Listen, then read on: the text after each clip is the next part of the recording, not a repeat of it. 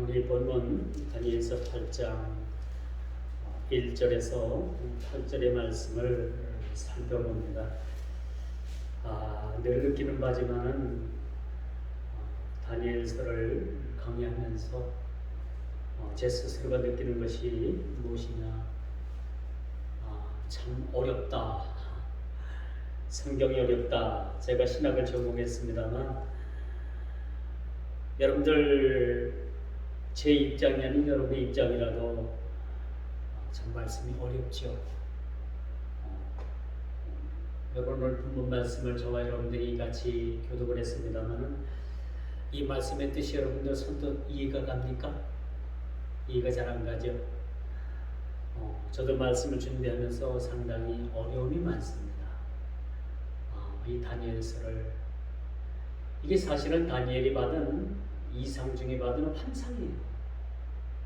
그 환상이 앞으로 되어질 일들에 대해서 다니엘이 환상을 그렇게 보게 되는데, 그 환상이 짐승을 비유로 해가지고 그렇게 환상을 보게 되는데, 물론 그 환상을 보면서 다니엘은 이게 무슨 뜻인지 하늘의 그 하나님께서 그렇게 참 천사를 통해서 말씀해 주시지만은 이 말씀에 대한 저희들이 여전히 어렵다, 받아들이는데 상당히 어렵고 말씀을 준비하는데도 상당히 어려움이 많습니다. 그렇죠? 그렇기 때문에 오늘 이 본문의 말씀을 어떻게 우리가 쉽게 이것을 이해를 하고 참으로 다니엘이 본 이 환상의 말씀이, 이 말씀의 의미가 또 무엇이고 또 앞으로 이렇게 되어질 그 미래에 대한 그런 예언적 예약이기 때문에 이것이 이루어진 역사적 사실도 있지만은 앞으로 이것이 장래의 말세에 이것이 우리에게 현실로 닥쳐질 미래의 일이기 때문에 좀 더 우리가 참으로 조심스럽게 그렇게 접근을 해야 될 필요가 있다라고 볼 수가 있습니다. 그 대다수의 이단들이 그 예언서에서 그렇게 많이 그 성경을 잘못 그렇게 가르치고 이해를 하기 때문에 상당히 많은 이단들이 이단에 빠져 있습니다. 예언서 하면은 여러분 아주 구약에서는 다니엘서가 아주 대표적인 예언서고, 신약은 요한계시록이라는 그러한 말씀이 대표적인 예언서죠. 이것은 앞으로 되어질 일들에 대해서 성경이 이것을 증언하는 바, 이것을 어떻게 우리가 정확무한 말씀을 정확하게 이것을 해석해서 오늘날 이것을 우리가 받아들이느냐라는 것도 상당히 우리가 신중을 기해야 된다라고 말씀을 드릴 수가 있습니다. 오늘 이 본문 말씀을 살펴보면서 수양과 수염소의 환상이라는 말씀의 제목이에요. 그래서 왜 그 수많은 짐승 중에서 수양, 수염소를 그렇게 비유로 해가지고 그렇게 말씀을 그렇게 다니엘에게 환상의 말씀을 주셨을까라는 그런 의미를 우리가 한번 생각해 봐야 되겠습니다. 사실 말씀이 딱딱합니다. 그렇죠? 여러분 그 중에는 참 말씀이 너무나도 힘들다, 받아들이기 힘들다, 너무 어렵다 그렇게 하시는 분들이 있지만은 성령의 도우심을 여러분들이 구해야 될 겁니다. 다니엘 오기 전에 하나님, 저도 이 말씀이 어렵습니다. 미래에 되어질 일이기 때문에 제가 함부로 이것을 단언할 수도 없고 조심스럽게 이 말씀을 전해야 되는데 저도 힘드니까 하나님, 저에게 하나님 말씀을 잘 증거할 그런 힘을 주옵소서. 온전하게 전할 수 있는 힘을 달라고 저도 사실은 기도하고 올라왔습니다. 그러므로 여러분들 듣는 저희들, 또 전하는 듣는 저희들이 이 시간의 말씀을 통해서 조금이라도 우리가 깨닫고 또 우리가 이 말씀을 통해서 우리의 신앙의 참 교육의 지표가 되었으면 좋겠다라는 말씀을 여러분들에게 드려봅니다. 오늘 본문이죠. 숫양과 수염소가 그 짐승이 나타나게 되죠. 등장하게 되죠. 오늘날 이 말씀은 우리 주님 이 마지막 때 오셔가지고 마태복음에 나타났죠. 양과 염소를 구분하는 그런 상징적 의미가 있다. 이 염소에 비하면 양은 연약한 그런 동물이라고 우리가 볼 수가 있겠죠. 그렇죠? 그러니까 오늘날 양과 염소로 구분되는 이 상징적인 의미는 마지막 때에 나타나는 현상이기도 하다. 이 다니엘이 본 이 이상중에 본 이 환상이 양과 염소로 구분이 되는 이 짐승의 그런 의미가 무엇이냐라는 것을 우리가 또 하나의 의미로 이 의미를 의미한다라면 마지막 때 우리 주님께서 오셔가지고 이 한편은 양, 한편은 염소로 그렇게 구분을 하게 됩니다. 여러분, 세상에는 많은 믿는 자의 무리가 있습니다. 세상에는 많은 믿는 자의 모습을 가진 사람들도 있어요. 여러분, 제가 여러분에게 늘 말씀드리지만은 교회에 여러분 성도가 되어야지 교인이 돼서는 안 된다는 거죠. 이거 무슨 말씀이에요? 엄밀히 따지고 엄격히 따지면은 성도가 되느냐 교인이 되느냐는 엄청난 차이가 있는 거예요.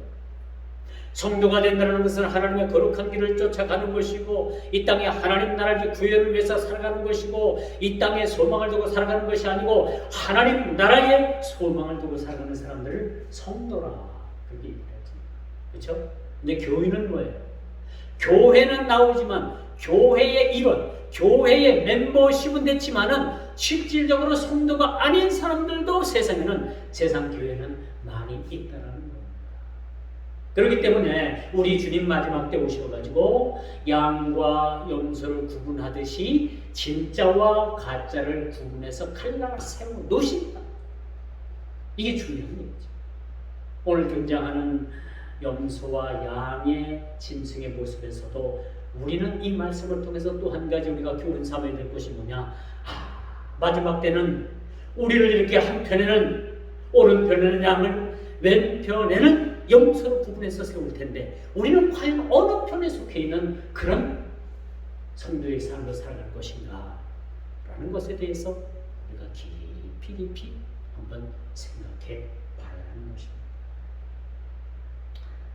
그러므로 여러분, 양과 염소의 의미가 무엇입니까? 양은 오늘 본문의 말씀처럼 바사 제국이에요.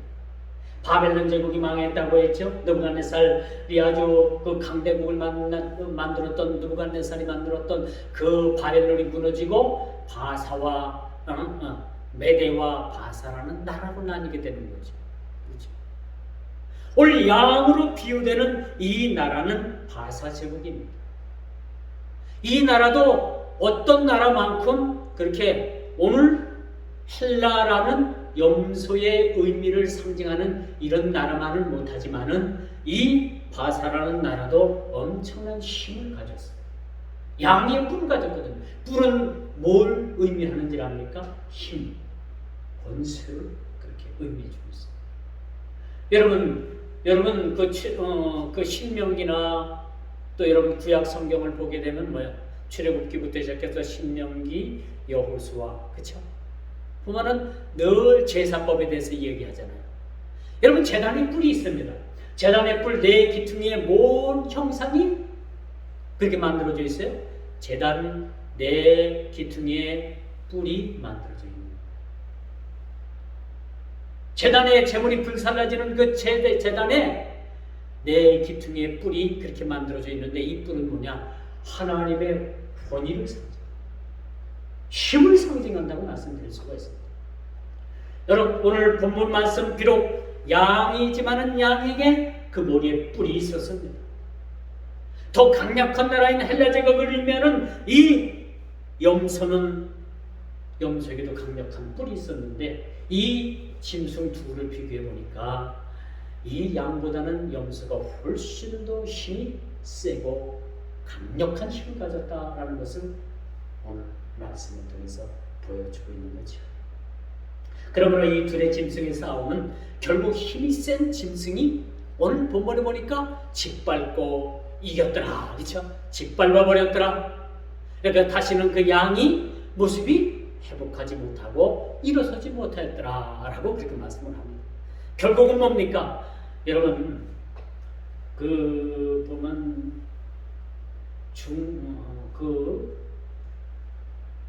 헬라 제국이라고 했잖아요. 헬라 제국. 그리스. 여러분, 그 신약 성경이 헬라어로 다 쓰여진 걸 아십니까? 헬라. 신약 성경 헬라어로 쓰여졌어요. 왜? 그 예수님 당시에도 그 헬라 문화가 그리스 지금의 그리스라는 나라는 헬라 제국이었단 말이에요. 당시 그 헬라 제국의 문명이 그 성경을 쓰일 당시에 그 온 문명을 지배하고 있었던 시대입니다. 사람들이 헬라 말을 해서 그래서 성경도 헬라어다 쓰여져. 그럼 구약은 무슨 언어로 쓰여져 있어요? 히브리 사람 중심으로 쓰여져 있으니까 히브리 언어로 쓰여져 있는 거예요. 여러분, 이 염소는 헬라 제국, 강력한 헬라 제국을 의미한다라고 말씀드릴 수가 있는 겁니다. 어제 엊그제 TV 뉴스에 보니까 한 어린아이가 그 목줄이 풀린 그 맹견에게 그 맹견이 달려들어가지고 그 어린아이를 막 물어뜯고 넘어뜨리고, 그래서 이 아이가 막 그냥 나중에 실신 상태에서 그냥 무방비 상태로 넘어져서 쓰러져요. 그런데도 계속 개는 물고 있어요. 저는 뭐 개를 그렇게 애완견으로 키우는 분들한테 그렇게 뭐 그런 어떤 나쁜 감정은 없어요. 다만 키우고 바깥에 두다가 여러분 데리고 나오려면 단단하게, 그렇죠? 상대방에게, 많은 사람들에게 피해 안 주도록 그 입에 입마개도 하고 망을 씌우고 단단한 고리를 해가지고 그렇게 다녔으면 좋겠다. 근데 뉴스에 나온 거 보니까 이 어린아이가 막 거반 죽는 상태. 이 영상을 보니까 그 어떤 중년이 넘은 그런 할머니 가까운 아주머니가 그걸 보고 그냥 쏜살같이 도망을 가. 뭐 여성이니까 어쩔 수 없겠지만 저라도 맨몸이라도 달려들어가도 그 개를 쫓았겠어요. 제가 뭔 일을 합니까? 근데 하여튼 나이가 좀 지긋한 분, 이분은 이 할머니 입격되는 이분은 그냥 이 광경을 보더니 쏜살같이 도망을. 조금 시간이 지나니까 어떤 택배 기사라고 해요. 뭐 뉴스에서 그렇게 얘기하니까 택배 기사들 알겠죠? 그분이 자기가 집 나르던 그 구루마, 그걸 가지고 막 개를 막 쫓는 거예요. 그러니까 개가 그 아이를 물어뜯던 그 개가 그때서야 도망을. 이 아이가 이제 그 개가 도망간 걸 알고 정신을 차려서 일어나가지고 저만치 몇 발자국 가더니 그 자리에서 푹 쓰러지더라. 그걸 보면서 얼마나 마음이 저리가 아프던지, 그쵸? 그 어린아이.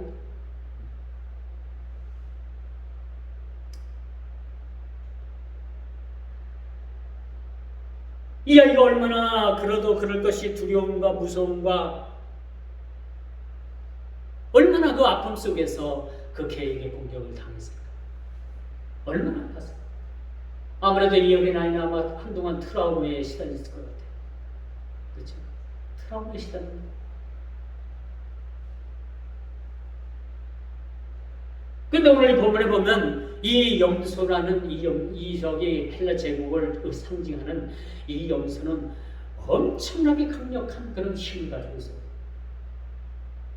여러분, 이 헬라 제국에 여러분 그 알렉산더 대왕이 온 유럽을 다 치며 온 유럽을 다 그냥 정복을 해가지고 터키까지 들어가고 러시아 턱밑터까지, 지금으로 말하면 러시아 턱밑터까지 들어가서 다 동유럽, 서부와 서유럽 할 것 없이 다 점령을 하는 그런 놀라운 그런 역사도, 사건도 있음을 우리가 보게 됩니다. 오늘 성경에서 이야기하는 이 말씀이 실제적으로 세계 역사에서 이루어졌던 그런 말씀이라고 우리가 볼 수가 있는 거죠. 헬라 문명, 이 헬레니즘, 이 헬라 제국이 온통 유럽을 다, 아시아권까지도 그렇게 다 무력으로 정복한 사실을 오늘 말씀을 통해서 우리가 찾아보게 되는 것으로 우리가 확인하게 됩니다. 그러므로 결국 힘이 약한 바사의 패배로 끝이 나고 헬라 제국, 즉 젊은 알렉산더의 등장으로 유럽은 큰 전쟁 소용돌이에 그렇게 휩싸이고 말았다는 사실을 우리가 보게 됩니다. 이처럼 여러분, 그 다니엘이 이상 중에 본 이 환상은 앞으로 되어질 세계 역사의 재편을 보여주는, 이 강력한 이 염소의 뿔 가진 이 강력한 이 권력을 가진 이 나라는 앞으로 이 마지막 때에 나타날 적그리스도의 세계. 제가 지난주에도 말씀을 드렸습니다만 이 마지막 때가 되면 전 세계가 하나가 됩니다. 그건 한국도 없고 일본도 없고 그때는 전 세계가 하나가 됩니다. 지역이 통일되고 언어가 통일되고 그런 정부가 통일이 되고 거기서 한 권력자가 나오고 한 다스리는 자가 나오는데 그 다스리는 자가 누구냐? 응? 용의 사주를 받은 사탄의 사주를 받은 적그리스도가 출현하게 된다는 사실을 우리는 늘 염두해야 돼요. 여러분, 지금 세계 곳곳에서는 아직도 수개월이 넘게 거의 6개월이 넘죠. 반년이 넘었어요. 우크라이나와 러시아가 지금 전쟁을 벌이고 있습니다. 하루에 몇백 명씩 죽습니다. 젊은이들이 수천 명씩 여러분 부상을 당한다. 사람이 사는 아파트가 막 무너지고 파괴되고 일부러 백화점 같은 데다가 포탄을 미사일을 쏴가지고 고의적으로 사람을 죽이는 일들이 지금 두 나라 간의 전쟁 가운데 그렇게 전쟁이 벌어지고 있습니다. 아무래도 이런 일들이 참 지구 곳곳에 이것이 이젠 점점점 이 전쟁의 그러한 모습이 확전이 돼서 이 일이 세계적으로 번지진 않는다. 그런 생각을 우리는 조심스럽게 생각해 볼 수가 있습니다. 여러분, 하루에도 수백 명씩이 넘게 전사자가 속출하고 부상자가 속출하고 또 이 사특한 사탄의 지배를 받는 적그리스도적인 야심을 가진 그런 지구촌의 이 한 사람 때문에 지금 지구가 멍들고 수백 명이 지금 죽어가고 있습니다. 누구 때문이라고 얘기하지 않아도 여러분 너무나도 잘 알고 있잖아요. 한 사람의 그런 야욕입니다. 마지막 때도 여러분 이런 형태로 이런 욕심이 있는 자의 형태로 나타날 것입니다. 부끄러움을 부끄러움으로 모르고 죄 지은 것을 죄 지은 것으로 모르고 전혀 반성할 줄도 모르고 자기가 지은 것을 남에게 뒤집어 씌우고 이런 시대가 여러분 비일비재한 시대로 이제 다가왔다. 전혀 부끄러워할 줄도 몰라요. 과거에는 그래도 여러분 참으로 우리가 양심에 꺼린 일을 했으면 최소한 부끄러움을 가지고 살았잖아요. 그렇죠? 근데 지금은 정치하는 사람들이나 경제하는 사람들이나 종교인들이나 학계나 어디를 막론하고 총체적으로 이러한 일들이 만연되어 가고 있다는 사실 여러분 알고 계십니까? 부끄러운 줄은 몰라요. 내가 죄를 지어놓고 상대방이 지었다고 그걸 뒤집어 씌우는 그런 시대에 우리가 살고 있습니다.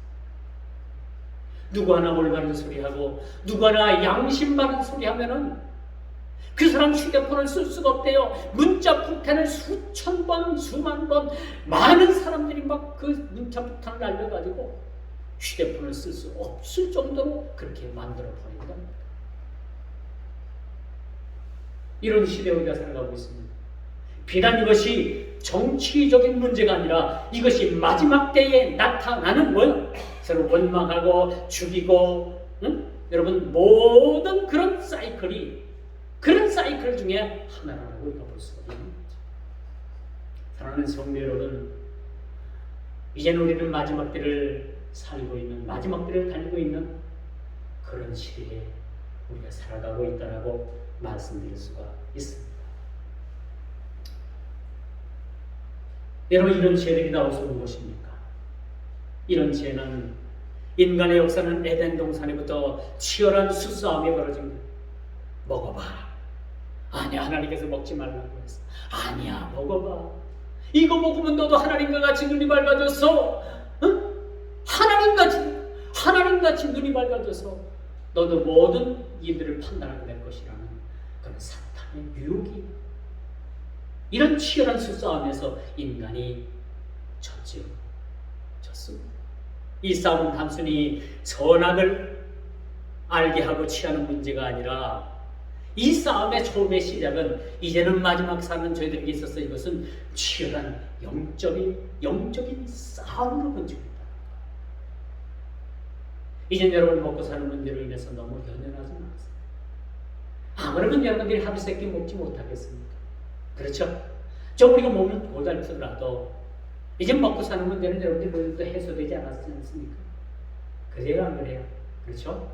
아직도 고달퍼요? 먹고 사는 문제가 아직도 힘듭니까?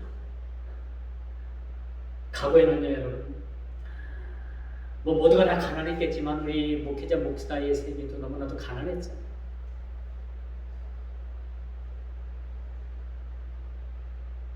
밥 지을 그런 양식이 없으니까 그 솥에다가 물을 하나 가득 붓고 국물만 지피는 것 같이. 목사가 없어가지고 굶는다는 그러한 표시를 내지 않기 위해서. 그렇죠? 여러분 시골에 여러분 학교 갈 때쯤 되면 여러분 뭐요? 학교 가기 전이다. 그 집집마다 그 집에 그런 굴뚝 있잖아요. 굴뚝의 연기가 뭐라 그러지. 새벽에 나와가지고 동네 한 바퀴를 쭉 돌면 그 새벽에 그 굴뚝에 뭔 연기가 나오는 집은 그나저나 아침 조반을 그렇게 만들어 먹는 집안이에요. 그 굴뚝에 연기가 나오지 않으면 그분들은 뭐야? 아침을 굶는 겁니다. 곡기를 굶는 거. 금식이 아니라 굶는 겁니다. 굶식이에요, 굶식. 그런 시대에 우리가 살았어요. 여러분, 시대가 많이 변했어요. 목사들도 여러분, 이런 환경 되면 목회 안 한다고 떠납니다. 안 해요, 요즘 젊은이들. 우리 총신이 1년에 1200명씩 교육을 졸업을 해요. 제가 이제 다닐 때 몇십 년 됐습니다만, 제가 충신 그 신대원을 다닐 때는 1200명이 외국인을 포함해가지고 외국에서 유학 온 사람들까지 포함해서 1200명 정도가 1년에 졸업을 합니다. 지금은요, 여러분 500명, 400명, 500명 졸업하기도 합니다. 7, 800명이 사라집니다. 목회자가 되겠다고 하는 그런 목사 후보생이 1년에 졸업이 400명도 안 돼요. 그렇게 많이 줄었어요. 왜? 이제 먹고 살만하고 먹고 목회해야 되느냐? 뭐 먹고 살자고 목회하는 건 아닙니다만 이렇게 고생스럽고 어려우니까 목회자 얘기를 가지 않는 거예요. 우리가 먹고 사는 문제 이제 어지간히 좀 여러분들이 해결되지 않았습니까? 그렇다면 여러분 이제는 여러분 신앙생활에 매진해야 난 바빠서 먹고 사는 일에 어디 일에 그런 핑계 대지 말고 이제는 여러분 신앙생활에 정진하고 매진하고 이런 일들에 여러분들이 힘써야 된다는 사실들을 여러분 꼭 기억을 해주시기 바랍니다. 두 번째, 뿔의 힘입니다. 양도 뿔을 가졌고 염소도 뿔을 가졌어요. 이 뿔의 힘이 얼마나 강력했던가. 이 뿔을 상징하는 이 염소의 뿔은 이 마지막 때에 수많은 사람들을 굴복시키고 그 뿔 앞에 수많은 사람들이 무릎 꿇는다는 사실들을 여러분 기억을 해야 합니다. 이 뿔 앞에 많은 사람들이 견디지 못하고 배도하는 일들이 곳곳에서 벌어지는 거예요. 배도가 뭐예요? 예수님을 부인하는 겁니다. 마지막 때가 되면 여러분, 마지막 때가 되면 여기 요소 곳곳에서 예수님을 배신하는 배도하는 일들. 여러분 베드로가 예수님을 배반했잖아요, 그렇죠? 다 울기 전에 3번씩이나 부인하고 하찮은 계집종 앞에서도 아니라는 거 딱 잡아뛰고 그러한 배도하는 일들이 나는 예수를 모른다라는 그런 배도하는 일들이 여기저기에서 막 생깁니다. 왜? 이 강력한 뿔 앞에서 수많은 사람들이 무릎을 꿇고 견디지 못하고 결국은 무릎 꿇는 자들이 수많은 사람들이 생긴다는 사실들을 여러분 기억을 해야 합니다.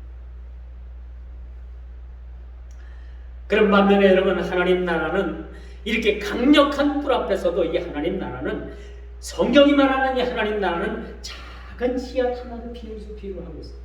언제나 성경은 세상적 논리와 성경은 반대로 갑니다. 세상적 논리는 그런 강력한 뿔을 가졌지만은 하나님 나라는 이 작은 겨자씨 하나로부터 시작을 한다는 사실 여러분 알고 계십니까? 이게 하나님 나라의 진리입니다. 여러분, 이사야서에 보면 예수님께서 이 땅에 오시는 것을 그렇게 표현했는데 아주 작은 순 같고, 예수님이 얼마나 연약하고 얼마나 나약했으면 아주 작은 순 같은 그런 분이 이 땅에 오시겠다라고 이사야 선지자가 그렇게 예언을 말씀하고 있습니다.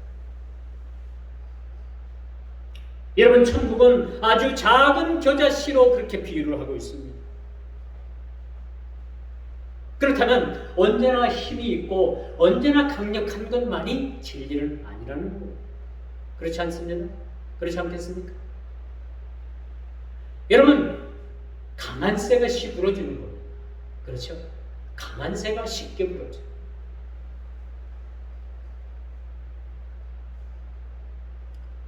우리는 세상을 향해서 여러분 참으로 굳건한 믿음 가운데 강력한 믿음이 우리가 필요하겠지만, 주 안에서는 우리는 아주 연약하고 순수한 그러한 우리 모습을 통해서 많은 이들이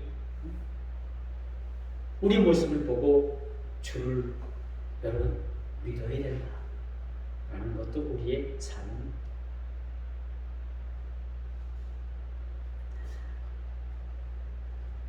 그러므로 약자는 역사의 고통과 어려움의 상황을 떠맡을 수밖에 없는 집단에 치부되고 있잖아요.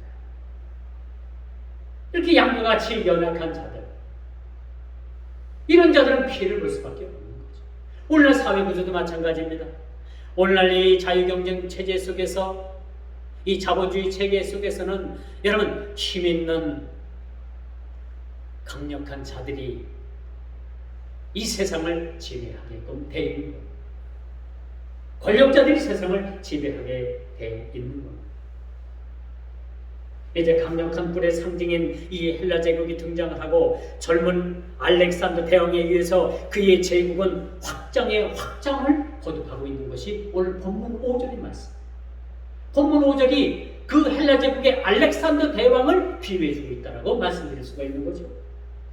요즘 군비 전쟁이 냉전 시대에 여러분 소련과 미국이 얼마나 그 무기를 개발하고 사람 죽이는 일에 얼마나 많은 것을 투자했어요. 그런데 이 냉전 시대가 지나고 나서 이젠 여러분 화해의 무대의 세계가 오니까 이젠 러시아와 미국이 이렇게 큰 군비 전쟁을 하지 않았어요. 그런데 갑자기 이 지구상에 중국이라는 나라가 나타나가지고 자기네 나라의 그 어떤 국방비를 엄청난 돈을 갖다가 무기를 사대기로 개발을 하고, 그러해서 중국이 지금 엄청난 군사력을 가지고 있는 모습을 보게 됩니다.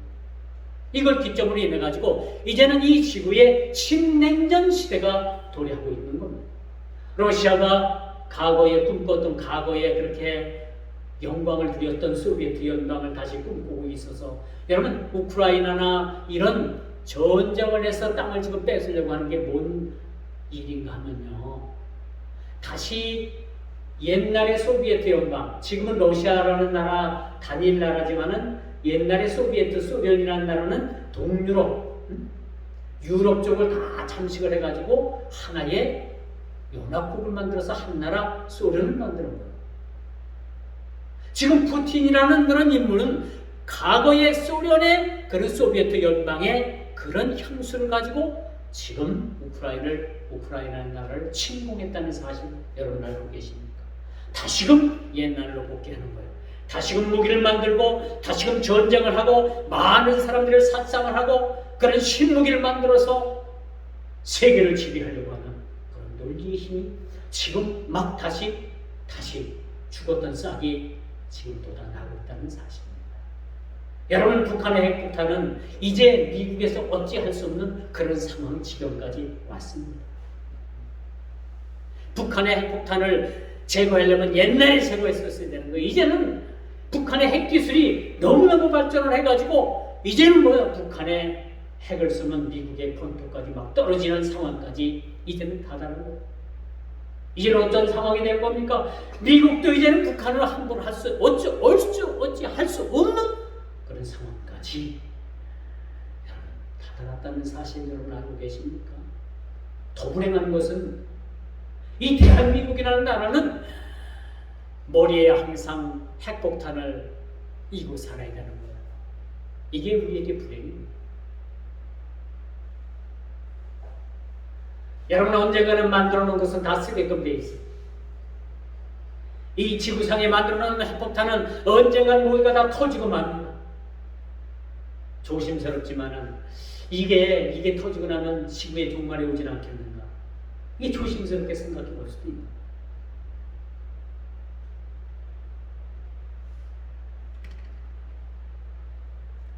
오늘 본문에 보니까 수염수는 점점점 강대해져서 파죽지세로 영토를 확장하고 있습니다. 오늘 본문 8절. 이게 마지막 때 그때 다 나타날 거예요. 강력한 세상 단일 정부가 나타날 거예요. 여러분, 일본이 다시 전쟁할 수 있는 나라로 만들기 위해서 이번에 헌법을 개정하는 그런 지방선거를 했어요. 총선을 했어요. 선거를 했잖아요. 그리고 현 집권당에, 여러분, 집권당이 그 자민당인가요? 그 당에서 전에 총리가 선거운동을 하다가 총 맞아 죽었잖아요. 그 사람이 누구냐면은, 이 사람이 일본의 법을 고쳐가지고 전쟁할 수 있는 나라로 만들기 위해서 헌법을 개정하려고 무단히 했었죠. 근데 이제 일본이 모르긴 몰라도 이번에 헌법 개정이 된 것 같아요. 어쩌면 이 사람의 죽은 이 관계는, 물론 종교적 관계, 뭐 통일교다 어디다 뭐 그런 얘기가 서서 나옵니다만 그건 잘 모르겠어요. 그건 잘 모르는 이야기예요.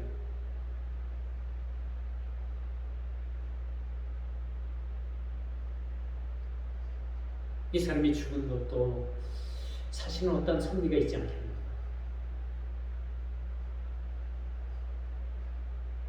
일본이 전쟁할 수 있는 나라로 헌법을 고치고 나면요, 급속도로 전쟁할 수 있는 전쟁물들 만들고, 일본이 얼마나 기술이 좋아요.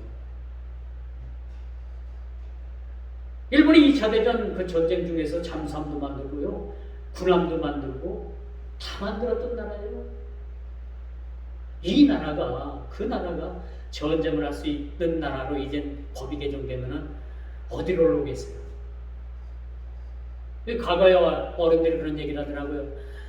그 섬에서 사는 사람들은 늘 무트로 올라오려고 하는 그런 마음을 가졌다.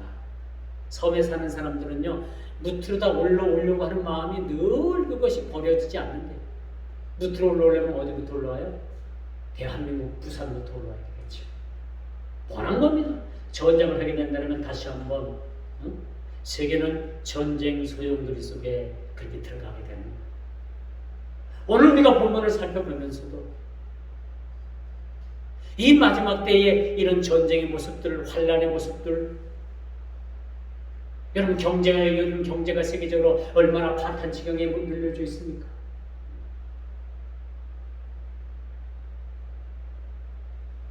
여러분, 우리나라 나라빛이 상상을 초월합니다.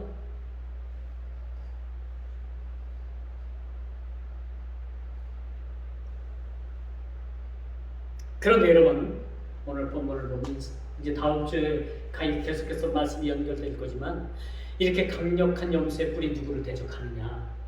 온 세상을 그렇게 장악한 다음에는 하늘의 군대를 견주어가지고 전쟁을 벌일 생각을 가지고, 이게 지구의 모든 상황을 그렇게 점령한 후에는 하나님 나라를 대적하는 그런 강력한 그러한 힘으로 하나님 나라를 대적하고 있다는 사실을 여러분 기억해 이제 지구촌의 모든 나라를 이젠 전쟁을 통해서 한 손아귀에 집어넣습니다. 이런 강력한 힘을 가지고 이제는 이 강력한 뿔을 가진 이 염소를 상징하는 이 강력한 세계는 하나님 나라를 대적합니다. 하늘을 상대로, 하나님을 상대로 전쟁을 벌인 그런 기세를 가지고 있는 모습을 우리가 보게 됩니다. 그러므로 여러분, 이 수염수의 매만행은 먼저 하나님께 드려질 제물을 폐했습니다. 그리고 성소의 백성들을 짓밟아버렸습니다. 이 회방이 2300주야를 계속할 것이다 라고 이제 앞으로 우리가 읽을 말씀입니다만 이 말씀에 기록됩니다. 이런 폐역한 일들이 하늘의 군대를 대적하게 된다는 사실 11절 말씀에 그렇게 기록을 하고 있죠. 약자의 땅을 수없이 삼키고 이제 눈을 들려서 하늘의 군대를 대적할 뿐만 아니라 하나님에 대해서 선전포고를 하고 있다는 거예요. 하나님에 대해서. 요한계시록을 여러분 읽어보게 되면 용과, 그렇죠? 사탄의 상징하는 용과 하늘의 군대가 싸우잖아요. 마지막 때가 되면요, 여러분, 하늘의 군대와 그 사탄을 상징하는 용이 서로 싸움을 벌이는데 바로 이 말씀. 하늘의 군대와 대적을 해서 싸움을 벌이고 있는 모습을 봅니다. 하늘의 군대를 향해서 선전포고를 하고 있는 모습을 우리가 보게 됩니다. 10절입니다. 그들의 힘은 하늘 군대를 대항할 만큼 커졌다라고 10절에 말씀하죠. 즉 하늘의 하늘 무서운 줄 알고 무서운 줄 모르고 하늘의 군대와 대적을 꿈꾸는 거죠. 하늘 무서운 줄 모르는 거예요.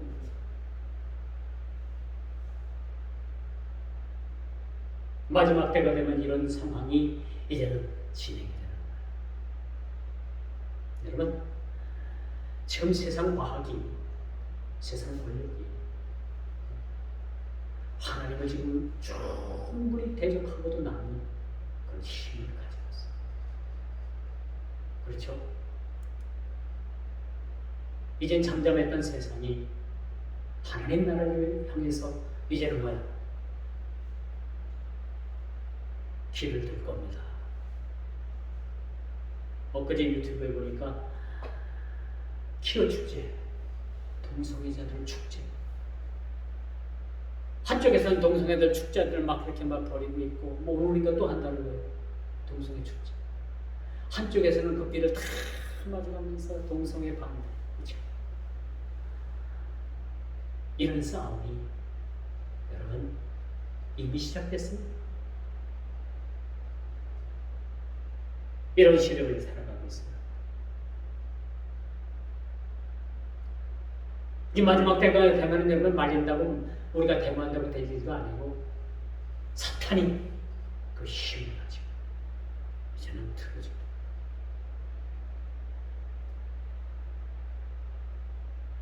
민주당의 그 박주민 의원인가요? 그분이 주축을 해가지고 차별금지법이 국회에 지금 올라갈 상황이 있습니다. 소수 성소수자들을 보호한다는 명목으로 그 성소수자가 아닌 수많은 사람들의 입을 막는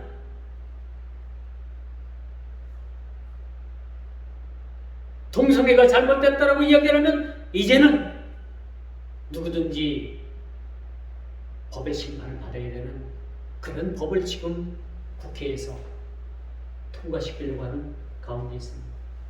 이 법이 통과되면 모르긴 몰라도 수많은 사람, 수많은 목사들이, 수많은 성도들이 감옥을 가요. 잘못을 잘못이라고 지적을 하지 못합니다. 성경에 나와 있어 그것을 잘못이라고 얘기하지 못합니다. 그런 법을 지금 만들고 있습니다. 이제 말씀의 결론을 맺을게요. 거칠 것 없던 수염수의 뿔이 오전에 나왔습니다. 이건 세상을 향해서 이제 질주하고 이제 세상을 야금 그렇게 잠식해 가는 거예요. 그런데 여러분 놀라지 마십시오. 이렇게 하늘군대를 대적했던 이 세력은 꺾이고 그 힘의 의욕은 죽음이라는 결과를 낳는다는 것을 8절입니다. 8절의 말씀은 뭐예요? 알렉산더 대왕이 그 젊은 나이에 30대 젊은 나이에 그냥 그가 죽음을 맞아. 놀랍죠? 온 세계를 다 집어먹을 것 같은 그런 파죽 시세로 온 세계를 그렇게 잠식하던 헬라 제국의 알렉산더 대왕이 그만 젊은 나이에 죽었습니다. 왜 죽었을까요? 하나님께서 더 이상 두어보지 않은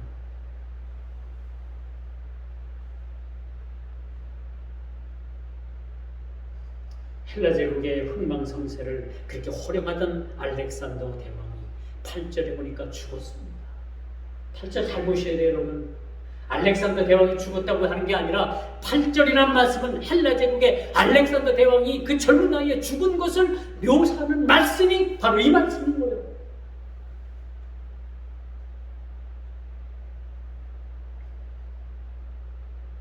이제 양과 염소의 투쟁은 말세의 양과 염소의 투쟁. 믿었느냐 믿는 자냐 믿지 않은 불신자냐 라는 싸움. 우리 주님께서 하실 판단은 뭐야?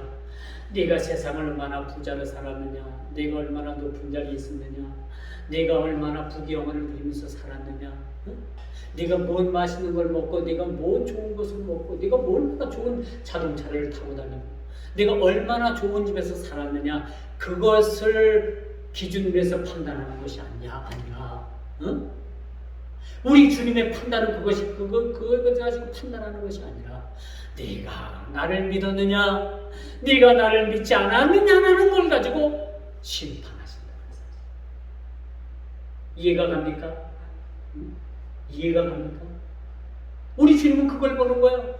네가 얼마나 잘났느냐, 네가 얼마나 많이 배웠느냐, 네가 어디 뭐 유명한 그런 인류대학을 나왔느냐, 네가 지식이 얼마나 많이 있느냐, 네가 가진 것이 얼마나 많이 있느냐, 네 자식들이 얼마나 잘 됐느냐, 네가 세상을 얼마나 그렇게 높은 자리에 있다가 그렇게 잘 먹고 잘 살다가 죽었느냐, 그걸 따지는 것이야. 네가 믿었느냐, 네가 진짜 나를 믿었느냐, 주는 그리스도시요 살아계신 하나님의 아들이니다라는 그런 베드로의 고백처럼 우리가 이런 고백 속에서 우리가 신앙생활하고 이런 신앙 속에서 우리가 주를 고백하면서 살아갑니다. 네가 진짜로 하나님 나라와 그 의를 위해서 살았느냐? 네가 진정 하나님의 사람이냐? 아니면 진짜냐 가짜냐? 진짜 맞아? 진짜예요? 집사님 진짜예요? 진짜요? 진짜요? 왜 말을? 진짜 맞죠? 진짜. 가짜가 되는 건가? 불행한 걸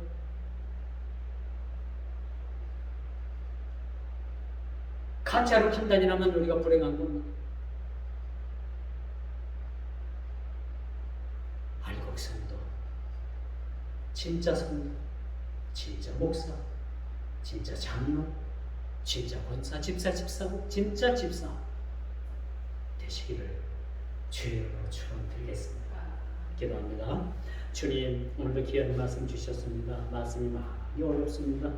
우리 성도들 마음속에 이 마음속을 깊이 신비에 새기게 해주시고 이 말씀을 우리가 깊이 우리가 묵상하는 가운데 마지막 때를 우리가 이 말씀을 통해서 잘 준비하게 해주시고 우리 진짜 성도 되어질 수 있도록 우리 모든 믿음의 심령 가운데 믿음을 더하게 하여 주시옵소서. 예수님의 이름으로 간절히 기도드리옵나이다. 아멘.